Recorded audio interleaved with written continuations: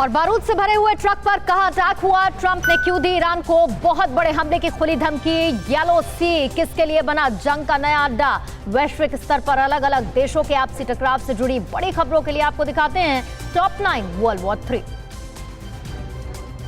Syria में एक आतंकी वारदात में कम से कम 7 लोगों की मौत हो गई, जबकि 32 से ज्यादा लोग घायल हो गए हैं। एलेप्पो के उत्तर में आफरीन शहर में विस्फोटक से लदे एक ट्रक को उड़ा दिया गया है। विस्फोटक इतना भयानक था कि सड़क पर अफरा तफरी मच गई और मरने वालों में ज्यादातर नागरिक हैं।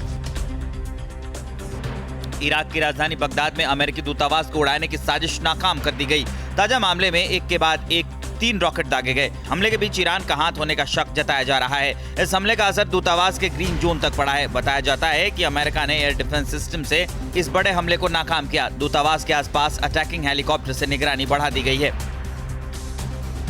अमेरिकी राष्ट्रपति डोनाल्ड ट्रंप ने ईरान को खुली धमकी दी है। ट्रंप ने कहा है कि अगर ईरान ने यूएस पर हमला किया तो उस पर बहुत बड़ा हमला होगा। ईरान के हमले से 1000 गुना जवाबी हमला ईरान पर किया जाएगा।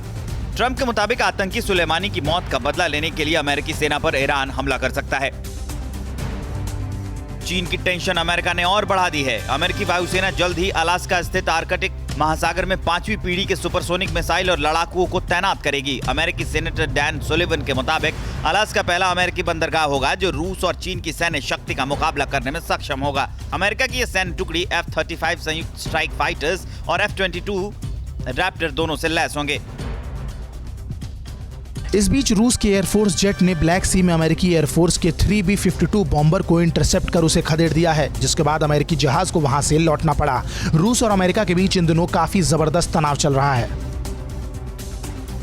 चीन ने एक बार फिर हवाई क्षेत्र की सीमा का उल्लंघन करते हुए ताइवान के ऊपर से सैटेलाइट लॉन्च किया। साउथ चाइना सी के नियमों का उल्लंघन करते हुए उसने मलेशिया, इंडोनेशिया और पूर्वा जावा के हवाई क्षेत्र से येलो सी से जिलिन 1 गोएफेन 03 सैटेलाइट को लॉन्च किया। ग्लोबल टाइम्स के मुताबिक चीन का ये दूसरा समुद्री प्रक्षेपण अभियान सफल रहा।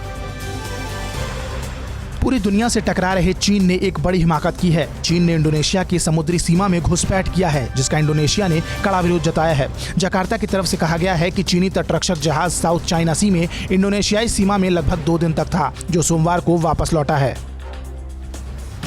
पीएलए ने सोमवार को येलो सी में नए समुद्री अभ्यास की घोषणा कर दी है। दरअसल चीन ने यह अभ्यास अमेरिकी अभ्यास के उस जवाब में किया है जो अमेरिका और ताइवान गुआम के आसपास कर रहे हैं। माना जा रहा है कि अमेरिका और ताइवान के टारगेट पर चीन के पीएल सैनिक हैं। जुलाई से लेकर अब तक चीन समुद्र में 30 ड्रिल कर चुका है। चीनी कंपनी हुवेई की 5G टेक्नोलॉजी को लागू करने को लेकर फ्रांस में विरोध जारी है। हालांकि फ्रांस के राष्ट्रपति इमैनुअल मैक्रोन ने कहा है कि वो 5G दूर संचार नेटवर्क को लागू करने को तैयार हैं। वो गलतफहमियों को दूर करेंगे।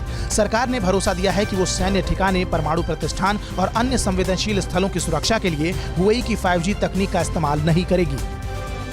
न्यूज़ टॉप 9 रोज सुबह 7 बजे और शाम 7 बजे सिर्फ TV9 भारतवर्ष पर।